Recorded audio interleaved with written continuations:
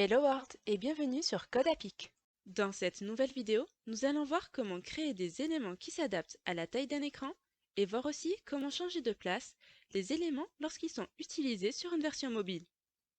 On commence par ouvrir une balise div qui aura pour classe wrap et wrap reverse. Ensuite, à l'intérieur de celle-ci, on va ajouter 4 autres divs. La première div aura pour classe carré rouge, la deuxième carré vert, la troisième carré jaune et la dernière carré bleu. On va donc créer 4 carrés de couleurs qui seront nos éléments. On va donc coder des carrés, mais vous pouvez ajouter ce que vous souhaitez, comme par exemple un texte ou une image. J'ai décidé d'utiliser cette forme afin que vous voyez bien la différence entre la version sur ordinateur et mobile. À présent, allons de la partie CSS. On commence par écrire le nom de la classe de notre première div qui est wrap et wrap reverse. Et on y ajoute display2.flex. Le display flex permet d'installer les éléments en mode flexbox dans un container. Ensuite, j'ajoute flex-wrap2.wrap, ce qui va me permettre de dire exactement comment je veux que mes éléments se disposent en fonction de la taille d'un écran. Donc j'écris flex-wrap2.wrap. En faisant cela, mes éléments vont garder le même ordre de présentation et sur version mobile, ils pourront descendre et se mettre en dessous de l'élément qui le précède. Ensuite, pour ajouter de l'espace en dessous du travail que l'on avait fait la dernière fois, je vais ajouter un margin-top de 60 px.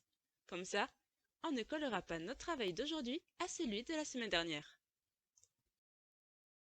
Je vais ajouter un arrière-plan noir avec background-color de point black pour que vous puissiez voir où se placent les éléments et aussi pour vous montrer où se placent les éléments sur la version mobile.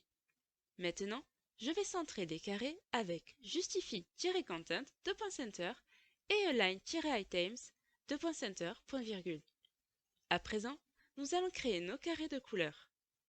On va commencer avec le carré rouge. On écrit sa classe qui est carré rouge et on lui donne sa couleur rouge avec un background-color .red. Maintenant, on peut lui donner une dimension avec width de 200 px. Et on lui donne une hauteur de 100 pixels avec un height de 100 px. Ensuite, on va tout simplement copier cette classe avec tous ses éléments et la coller en dessous 3 fois. Après avoir fait ça, on va changer les noms des classes en mettant carré vert, puis carré jaune et enfin carré bleu.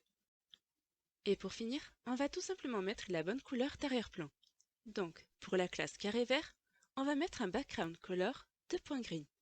Ensuite, pour la classe carré jaune, on écrit background color de point yellow. Et pour la classe carré bleu, on écrit background-color de point blue. Et on n'oublie surtout pas de mettre un point-virgule à la fin de chaque propriété pour éviter de créer des bugs. À présent, allons voir ce que ça donne. Comme vous pouvez le voir, nous avons bien le fond noir et nos 4 couleurs qui sont centrées. Donc ça va s'afficher comme ça sur un grand écran.